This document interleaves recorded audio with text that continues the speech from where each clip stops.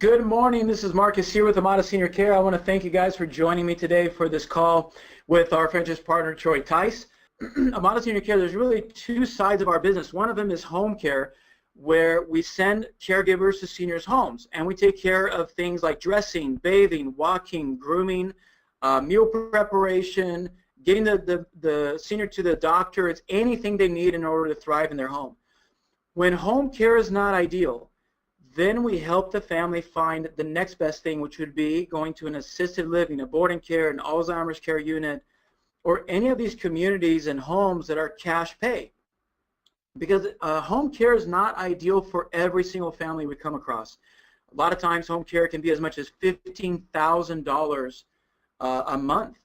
So it's for some families, it's better for us to help them find an assisted living, a boarding care, or something like that. And then Troy, let me get you unmuted here. For some reason it's not. Mauricio, if you can unmute Troy on your end. For some reason I can't unmute. There you go. All right. See? Troy, I think I have you unmuted on my end. You may need to unmute your line as well.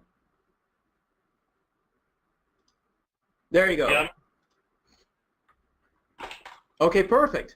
All right, so Troy, you're there. And then what we're going to talk a little bit about today is, and we always talk about how important it is for you to understand the healthcare industry and what's happening. And that's why many of you come from medical device and pharmaceutical background. We recruit you guys on purpose.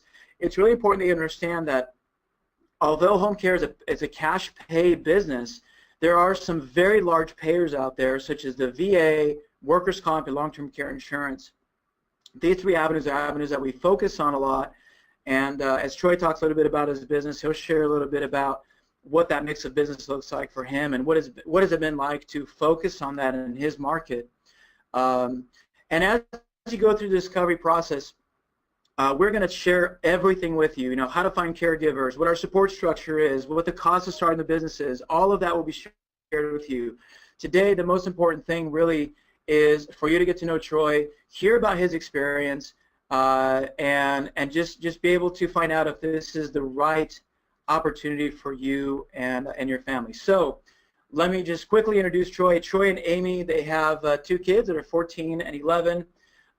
They've joined Amada in March of 2014, acquired their second territory in December of that same year.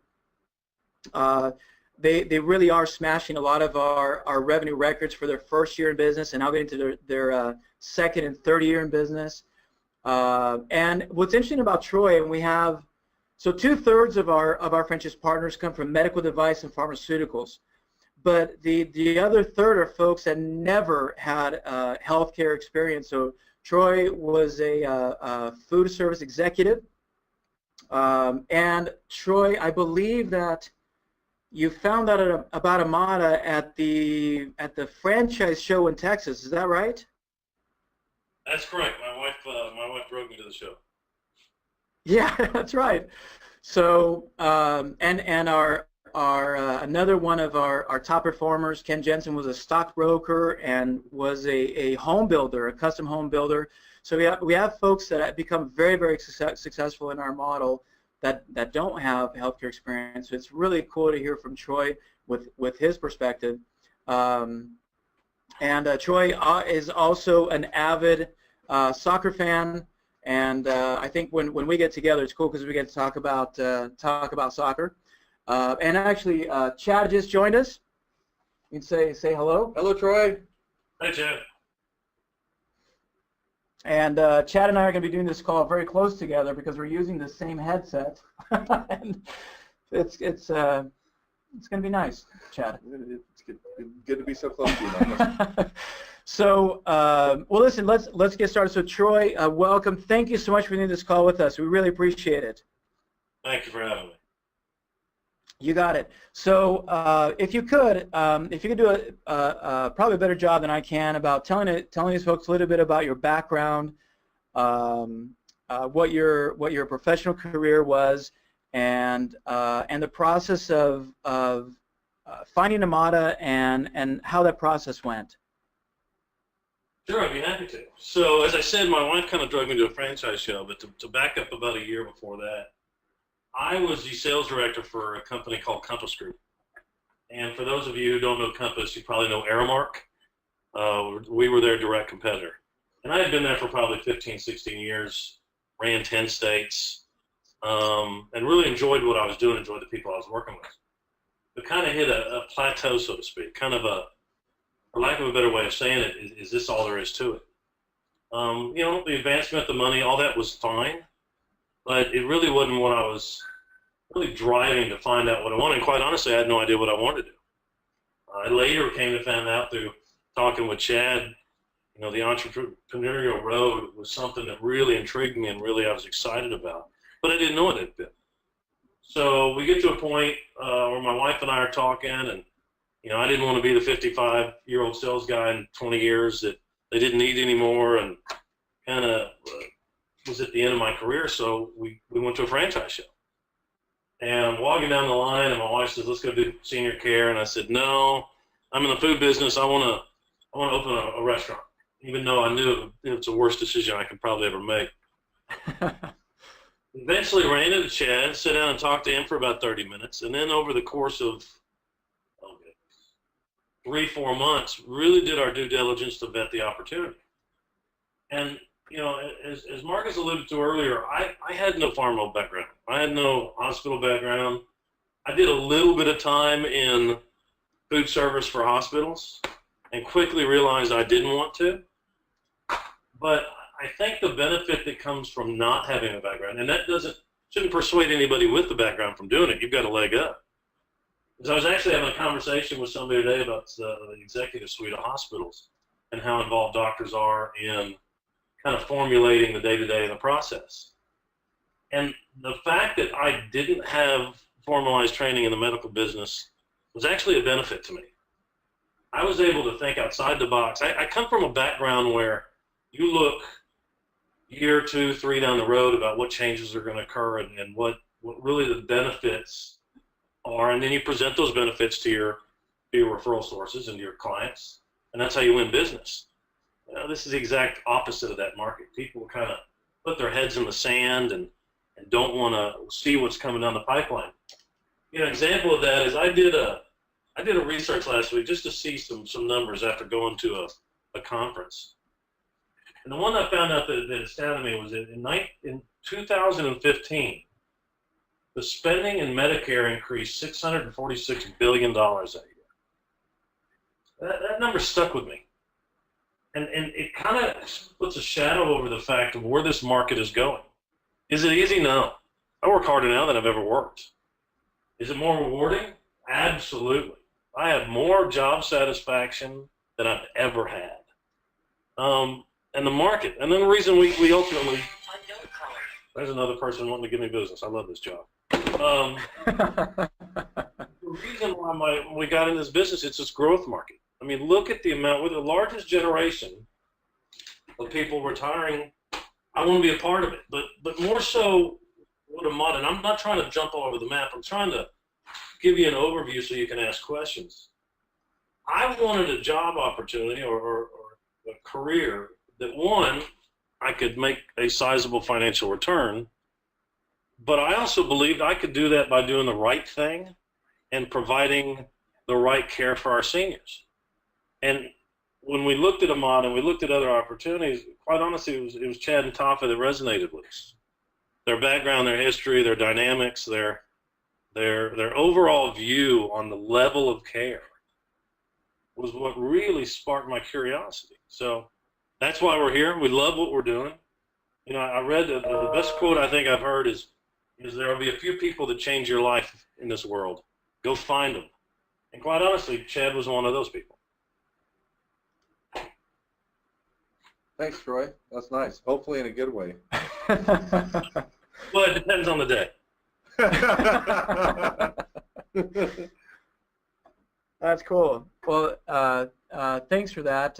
You know, and so I'm gonna say something real quick, Yeah. because I think the one thing that Troy brings, Troy is always, when he talked about thinking out of the box, he's always questioning, hey, how are we doing things? How can we get better at this? He's an avid researcher. Like, even one of our biggest initiatives right now is we're working with the hospital C-suite and hospital case management departments, and we have a consultant that we're working with, and we're part of the National Readmission Prevention Collaborative.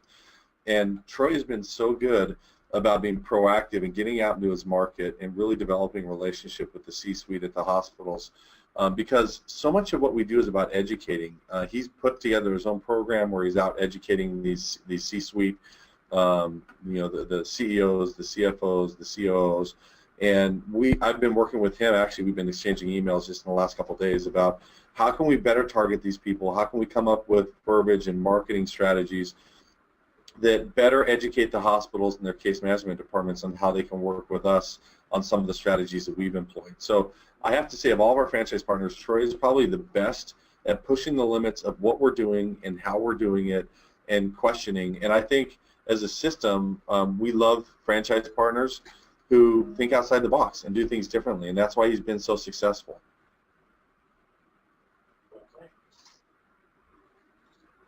I know you don't always say that. I do. Maybe some other people are like, oh my gosh, Troy's questioning. Like, Troy likes to question things. I actually appreciate it.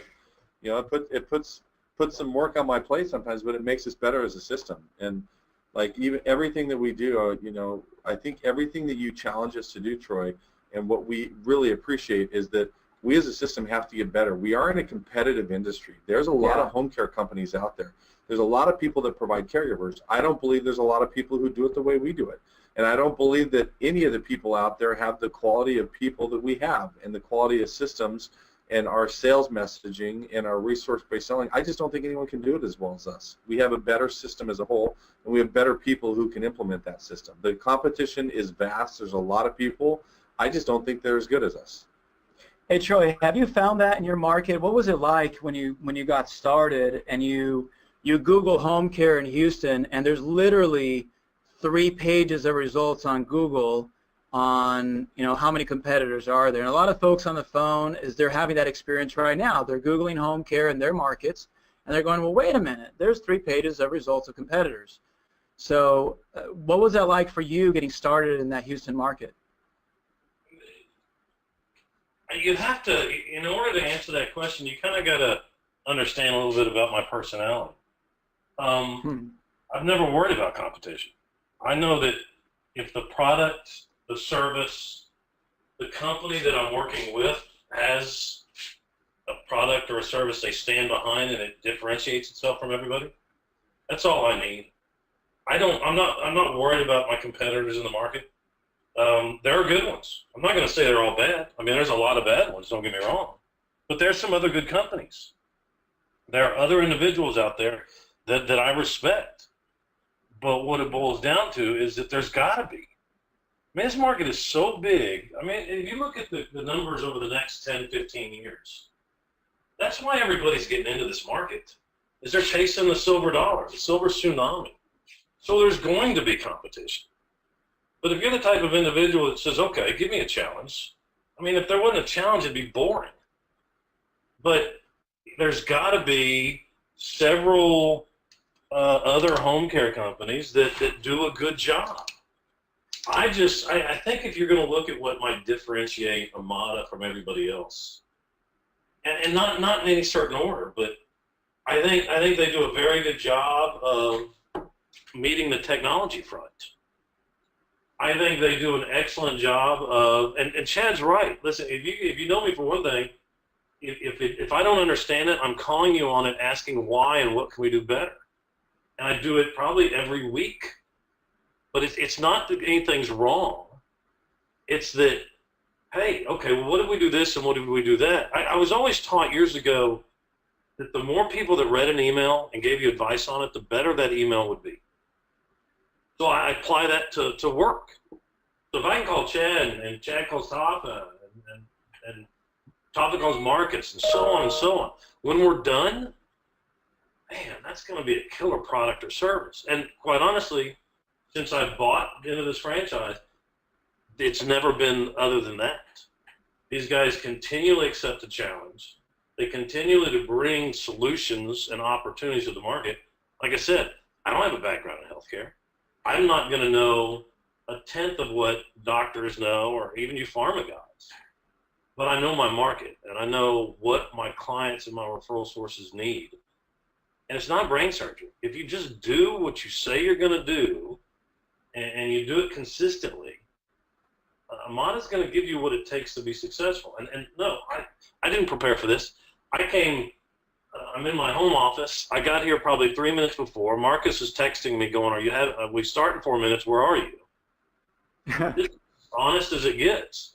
But I'll tell you, and I don't want anybody to think, you buy a franchise, you put a sign up, you open a website, bam, you get business. Because you won't. The day one, get out on the market, get out on the street, start shaking hands, start building relationships, start networking, start hosting events. And then, quite honestly, what I did is I called the successful people within the franchise when I got here, and I said, what did you do and how did you do it? And I copied it to the letter of the T. If Chad and Dava did this, wrapped a car in the beginning, I wrapped a car. If Ken Jensen did this marketing event, I did that marketing event. If Rob Christensen did this, I did it. And quite honestly, guys, if you're looking to go buy a franchise and recreate the wheel, it's probably isn't the right one for you.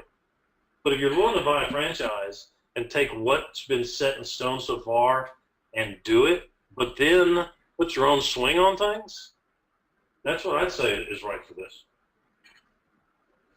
Yeah, I really appreciate that. And one thing that that we noticed, we were in Nicaragua with Troy and 15 of our top performers. We did just a trip to get away and work with each other and talk to each other and have some fun. And it was really interesting to see how there were pieces of how Chad and Tafa built their business, and then there was also everyone builds a business in a different way, and the value of our franchise now seems to be transferring from just the experience of Chad and Tafa here in Orange County, and now it's the shared experience of Troy and all the other franchise partners throughout the market. Hey, would you share a little bit about that, Troy, of how much has the experience of the other franchisees influenced how you've built your business there in Houston?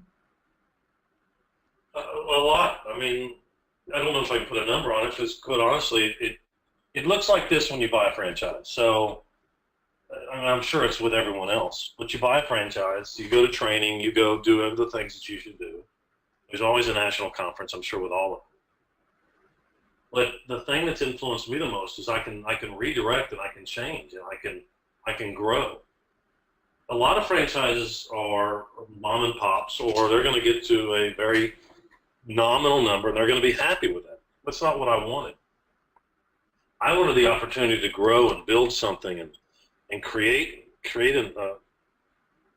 you picked the word, but a dynasty in my area. I wanted to build the best home care company in the entire area that I represent. And by talking to the other franchise owners, and by the way, not one of them has not called me back. Not one has ever said, Troy, I don't have time for you. And they're doing things differently, and they're doing things that maybe I don't want to do. There are franchises that focus on VA. I don't, but I think it's a very valid opportunity. We're just not ready to go that route. Is it something I want to do? Right. Absolutely. Do I support our veterans? 150%. We just spent over a year trying to help a guy get his VA paperwork, because it was, if you know anything about that, I think in the 70s, St. Louis, a building burned and all the records went up in smoke. It's been over a year, and through Amada and my involvement, we found his records. Did we make any money? No, we didn't make a dime. But man, that's a good feeling.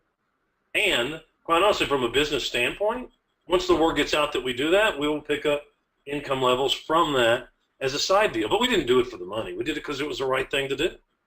Right. Well, hey, while we're going through this, guys, I want to just remind you, this is your chance to ask questions. We'd love to have you raise your hand. Now, we have a lot of people on the phone that are from Farm and Device, so we'll use only your first name. If you're worried about maybe your boss is on the phone with you, we'll use only your first name, but it's great for you to ask your question live. If you're not comfortable with that, it's totally okay. type in your question on the question box. Chad and I have it open here. We can see it, and we'll be able to ask Troy any questions that you have. Truly, this is your time to be able to guide this call in any direction that you want to. So go ahead and enter your questions there. Well, and while those are coming in, Troy, could you talk a little bit about the financial side of Onan and Amada? You know, we talk about the initial investment being between 70 to 170, and what a lot of folks in this situation, they go, well, what is it, right? So if I'm going to pay a $48,000 franchise fee, how much more cash do I need to invest in this business before, you know, I'm able to start? A lot of people say making money or ROI, or, you know, can you share your experience of what that was like when you first started? Scary. Yeah. You know, my wife's a CPA by trade, so you can anybody who's married to one can understand. They refer to her as CFNO. And she, quite often, I love what she said when we first bought this franchise. She said, we're standing on a ledge, knowing we have to jump, but we're scared. And it was the truth. Listen, we were about to take a sizable chunk of our investment and put it towards something that, while we did our research and due diligence, we had no idea. And did I have the belief in Amada and Chad and Top and those guys? Yeah, I had the belief, and that's a lot of money to bet on a belief. So we kind of, as I said, we looked inside and looked at why we're doing it. Quite honestly, guys, if I'd have known what I know now about being an entrepreneur, I'd have never gone into corporate America. And don't get me wrong, the education that I got from the years spent in training and national meetings and calling on people and flying and traveling and doing all that stuff is invaluable. I wouldn't be the success that I am today without learning the corporate way of life. But then you get to a point to where you own it and it's yours. And you can drive this thing any which way you want. I often tell people, I don't have to ask permission to do something. If it makes sense, let's do it. So from a financial aspect, yeah, those numbers are real. We actually budgeted about 150, 160. But how quick can you get there? Our race was to become neutral, to quit draining our bank account, making enough money where at least we could provide that. Did we take paychecks for a while? No paychecks for a while? Yeah, we did. Did we live on our income for a while? Yeah. Were we scared? Did we think, oh my God, is this the right thing to do? My wife might have. I never did. Because I always knew where it was going, and you can see it when you talk to Ken and you talk to Colin and you talk to. I mean, I can go on and on and on about people I talk to on a weekly basis. Yeah, it's a lot to put out there, and don't get me wrong.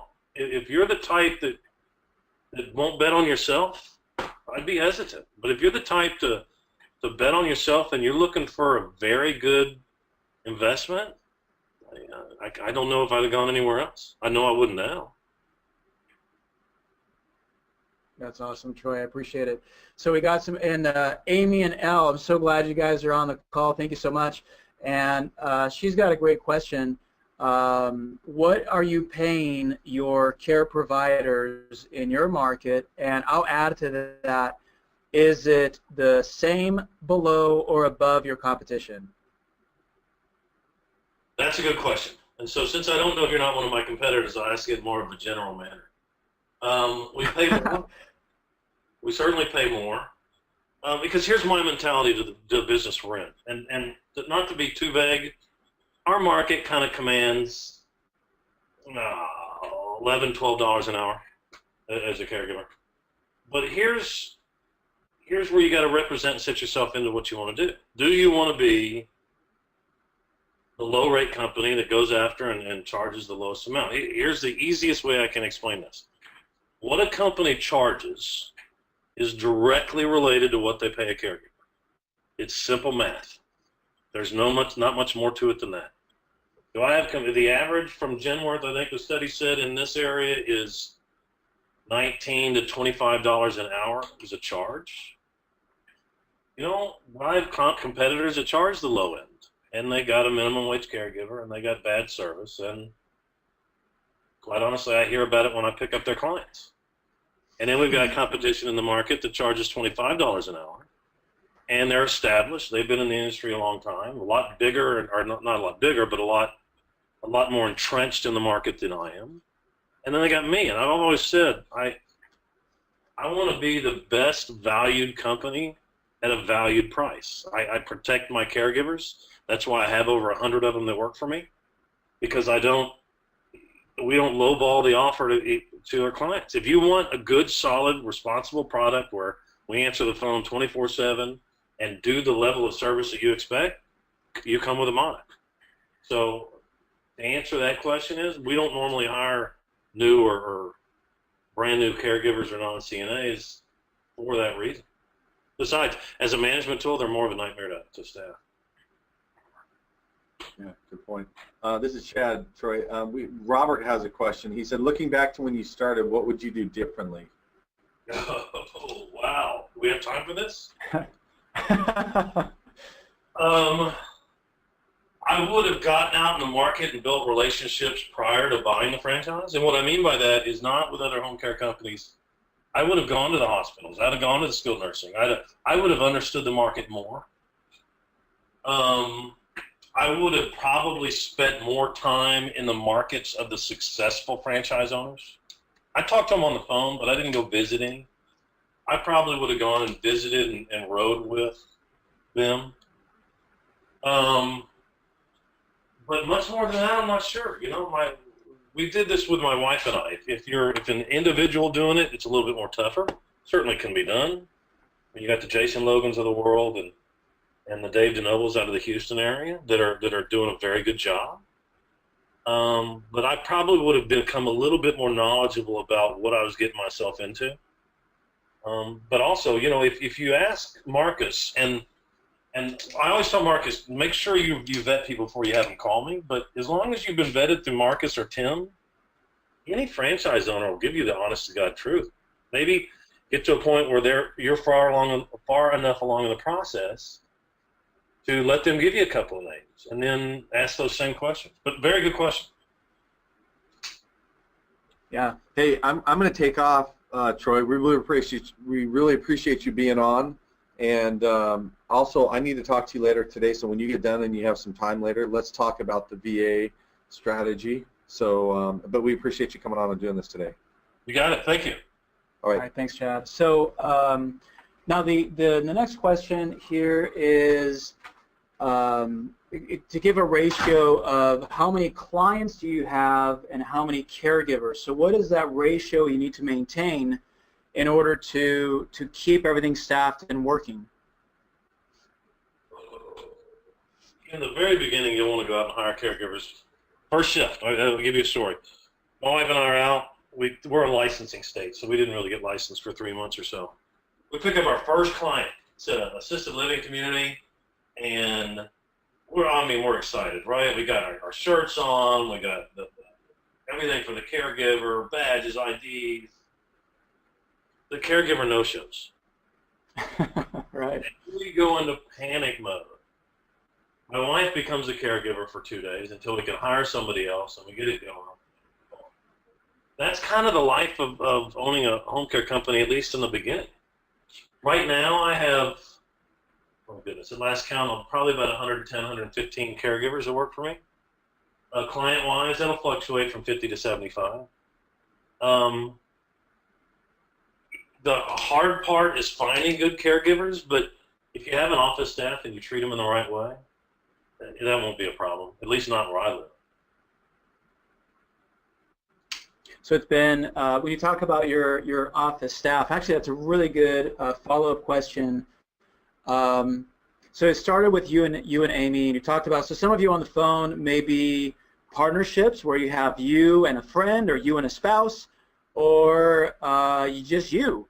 And we've seen it successful in both ways, but can you talk a little bit about your hiring, right? So it started with just you and Amy, and then eventually you hired your first office staff, and I'm not giving you a lot of direction here, but just how did you build that team, and what was the order, and what have you found has worked well for you guys in hiring your office staff? Good question. So first of all, if you're an individual, well, you're in charge of everything. If you're a partnership, like my wife and I obviously are, we have very defined job titles. She runs the office, I run the rest of it. It helps us kind of divide and conquer. So me and her up and running. In the beginning, it's her and I in the car visiting people. And to know my wife, she hates that. She's, like I said, CPA by trade, so she'd rather be in a focused, process-driven, not out kind of having fun. Right. And then we hired a scheduler. And ultimately, that scheduler became an office manager. And then we hired another scheduler. And ultimately, that scheduler, who's still scheduling, takes on an HR role. And then we hire another scheduler, and that scheduler takes on kind of a payroll aspect and interviewing and hiring, et cetera. Then we hired an office receptionist who also does various jobs. I mean, what you'll find is you'll hire people for scheduling more than anything, and then once they prove themselves, you'll give them other duties. I certainly don't want to hire a scheduler, and they'll probably tell you, you hire a scheduler, that scheduler might last a year and a half, maybe, and then they're going to get burnt out on the scheduling. You have to be able to introduce other opportunities within the organization to let them kind of grow. Nobody wants to stay to do the same thing. So right now we're at 5 or 6, and we're growing. Okay. And now some of the folks really also ask me is, okay, so now you have your caregiver pool, and you just talked about having over 100 caregivers, and you have a staff of how many then? It sounded like 5, 4 or 5? 5 or 6. 5 or 6. So 5 or 6 staff. He's talked about being right now between 50, 70 clients. So now talk about the sales side, because you are sales, right? And what we find is it usually is one of the last things that you start transitioning or adding is that extra sales staff. I know, like, for example, Amy out there in Louisiana, they have a great operation already, and they're probably going to be looking at sales folks to bring on. So what was that like for you, Troy? I know it is actually a little difficult, right, when you think about bringing somebody else into the sales. Can you share what that was like, and what's that like for you right now? It's difficult. It really is. Yeah. If I was you, each one of you, I would go YouTube Simon Simonak. And Yeah. watch a 15-minute speech on millennials. Yeah. The hardest part is this, is you're going to have such a passion for what you do that it's going to be hard to let go. But you're going to get to a point where you have to. You can't hold on to it anymore. But you've spent an awful lot of time and money and energy building these relationships. So you just got to take the time and find the right person. I mean, you can hire away from your competitors, which I've never liked to do because, if they were that good, why would they let them go? You can hire friends and family. I've never liked that because that kind of muddies the water. You can go out there and hire somebody new or somebody experienced. That's probably the pool that you'd want to go through depending on how much training you want to be involved. But ultimately realize this, it's not selling. The company I used to be with, we sold, we closed. This is purely about building relationships and having an operational team that can satisfy those goals. You're going to get phone calls on Saturdays. You're going to get phone calls on Sundays. You're going to get phone calls at night. Can you staff and fill those positions? And don't get me wrong. I go to my kids' soccer games. I go to my daughter's cheerleading. I get to periodically play golf. So it's not like my life is run by what I do, but I love it so much that it doesn't matter if it creeps into the normal off times.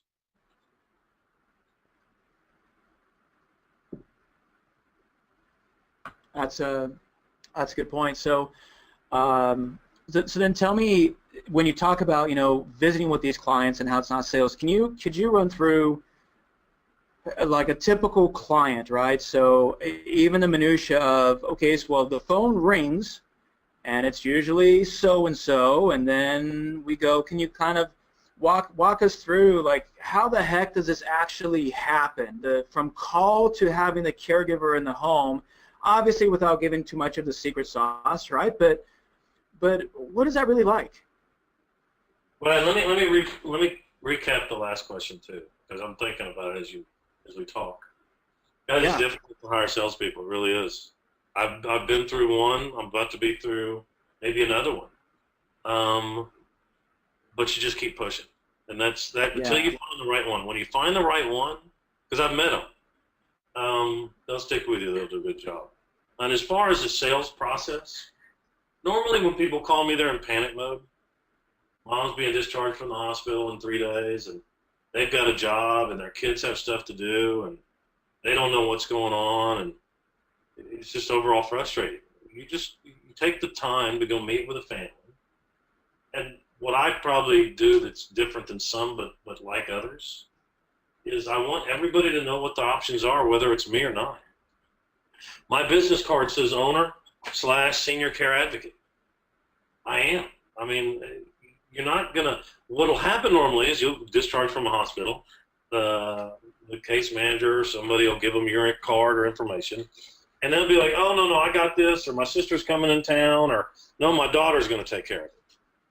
And then they get home and very quickly realize that everybody that's committed to helping them out has something else they have to do now. Right. Yeah. And so it's not. There's no secret sauce. You go out, you visit with a family, and you understand their needs, and you have a good relationship in the market, a good referral source, and you just go help these families. Yeah, absolutely. And now on the referral sources, we talk a lot about how we differentiate in our messaging to the referral sources, and I think a lot of times it feels like only 3 degrees of separation, because your competition is also pitching referral sources. They're also talking to them, and many of them that are good are showing up. So when we talk about how you've been able to dislodge those or get engagement from these referral sources in your market, and do you feel like there's messaging that you're able to use to get them to pay attention to you? I know it's kind of a ramble-on question, but more to that is how difficult is it to get these guys to respond to you? Is it years of calling on them? Is it a week? Is it 6 months? What is that like? It's whatever time it takes to prove that you're not going away. And you could take 6 months. That's probably a good response. But here's what these people want to know. One, they're being called on by 1,000 other marketers, and I don't mean that from a home care standpoint. I mean hospice companies and home care companies. Right. And TV companies and pharma people and all these people.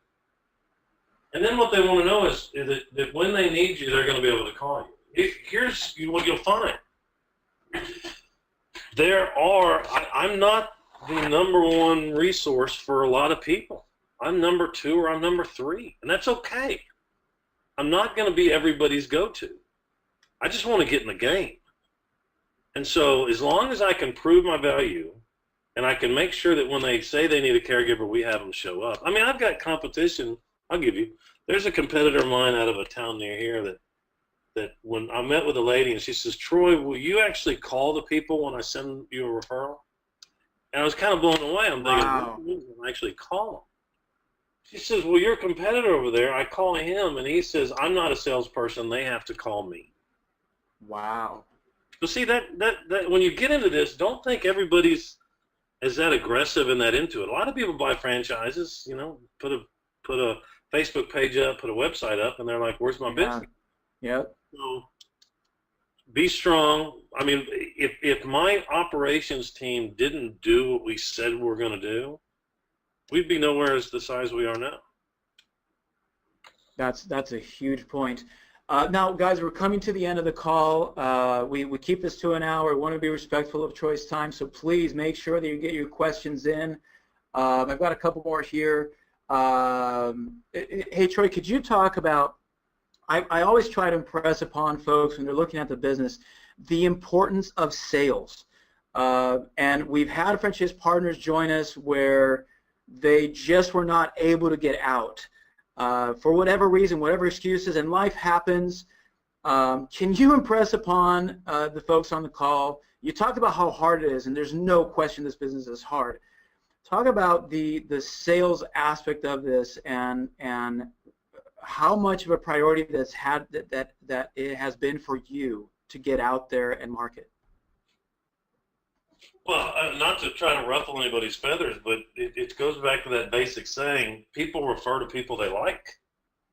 And if you don't have the ability to walk in to a group of people, or go do a presentation on, or do a CEU, or shake hands, or explain why you're different, and if you're not that person, don't buy a franchise. Or if you do, buy it in my area from somebody else so I can eat your lunch. That's what it boils down to, is that there have been franchise owners that I've talked to that have actually bought from Amada.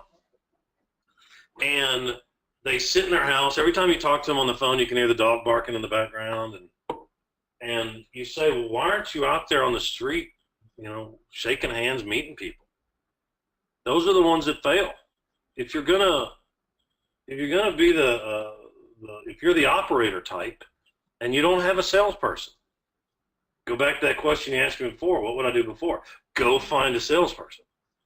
Right. Don't get into this until you have somebody that day one can go out and just create relationships. Again, you're not selling, but if they don't know who you are and they don't like you, they're not going to refer to you. Yeah, that's exactly it. David's got a great question. It's something that we actually don't talk a lot about in Discovery, about customer retention. And he's also asking, not just the cool things you do to keep your customers so you don't lose them, but how long do you usually have a patient or client, I should say, staying with you as a client? And he was also asking, what is your goal for number of new clients per week or per month? Right, so number of new clients a week, 5 to 10. Okay. What was the first part of the question? And the first part is what does customer retention look like? And I think he's really asking, how long does a client stay with you? So that depends on what part of the market you want to focus on. So we focus on not a lot of VA because we're not ready there yet, as I explained, but we'll get there. Mm-hmm. We focus on the hospital patients, we focus on long-term care insurance, and we focus on hospice. So the bad part about this business is we're in senior care, we're in end-of-life care. So there's really no strong answer to that question other than this. I've got clients that I've had for 2.5 years. I got clients that I've had for a week. Yeah. And the client, if I'm a hospice client and we're there at the end, that sometimes, strangely enough, is the most rewarding client you'll have because you helped them pass in with dignity. And the clients that I've had for 2.5 years are like family members. So retention, if you do a good job in the market, if you do what you say you're going to do, if you provide the level of caregivers that I provide and Ken provides, and most of Amada franchises provide, I just mean the ones that really effectively work hard to stay in the market. And don't get me wrong, nobody's asked a question, but for every 10 interviews that are set up, maybe 2 people show up for those interviews. That's the type for the caregiver interviews, right? Yeah. Right. So you spend a lot of time, and your staff spends a lot of time weeding through bad caregivers. But the good ones are invaluable. And so I'd love to give you an average amount of time, but there's really not one. Yeah. The Home Care Pulse, I think, talked about the national average being something like, for the top tier companies, something like 14 to 16 months. But over more like 10 was a national average. But Troy's absolutely right. It's gonna be all over the map, depending on what type of service. So yeah, that's a great question, Dave. Let me see here. Just some of the last questions here. So from Amy, what is the average billable hours per week for each client? So now we're kind of moving. It's a great question because it's not so much about how many clients, but what about the billable hours? And I don't know if you really have like an average billable hour per week, but Anything you want to share about the billable hours and kind of what you have found is kind of the sweet spot of billable hours per operational expense, or anything on that subject? Well, in my community, most companies set a minimum of 12 hours. That's kind of the sweet spot as far as minimum. Is that per week, Troy? Yeah. So, Yeah. and I wasn't in the office at the meeting on Monday, so I don't know what it is this month, but 30 to 35 would be a good guess, is what we try to maintain. But I mean, we do anywhere from 4-hour shifts to 24/7. And so I've had a client that needed 2 caregivers around the clock. I mean, those are obviously the extremes. Right. But then, caregiver, it's success. This sounds kind of backwards when you say this, but it's success when you get a client from the hospital and you work with the administration of the hospital and the skilled nursing and the home health companies, and you create a response where, 6 months down the road, that client doesn't need you anymore. Well, on one hand, yeah, the client goes off service, but I've got a client for life now. And so yeah, if anything happens to that individual, we get them back. that's right. Okay, now, guys, it's 10:50, so we're going to keep it there. I want to thank everybody for joining us today. Thank you for taking the time, for me, for Troy, for Chad. It really does mean a lot that you are interested in spending the time on this in some shape or another. I mean, Troy especially, Chad, we know where you're at. We're entrepreneurs. We started businesses. Troy started this business that you're looking at. So we feel an appreciation for you and what you're going through and what you're trying to provide for your family. So truly, truly, thank you for being on the phone with us. What I'd like to impress upon you is make sure you talk to Tim and make sure you keep scheduling your next steps. We're never here to pressure you into starting a business. I think that's impossible to do. We're only here to help you make the best decision for your family. May that be this business or something else. The best thing you can do then is to just keep scheduling those events with Tim. Take your time. If it takes you another week and you want to become a franchisee, great. If it takes you another 2 years and that's when you're ready, fine. That's okay. Just keep moving through the process with Tim. He's the guy that will keep moving you through. And then Troy, any last remarks for these folks that are hanging on your every word? Guys, I would go find some franchise owners on LinkedIn that you like, and you like their profiles, you like what they have to say, and follow them. I know our big push moving forward over the next 6 months is to really write a lot more articles about what we're doing and stay more of an SEO focus on LinkedIn. So I'd be more than happy to connect with you there, and any advice I can give you, don't hesitate. Troy, thank you so much. I really appreciate your time. Thank you. Thank you for doing this. Thank you. Y'all have a good day. All right, everybody. Thank you so much. We'll see you very soon.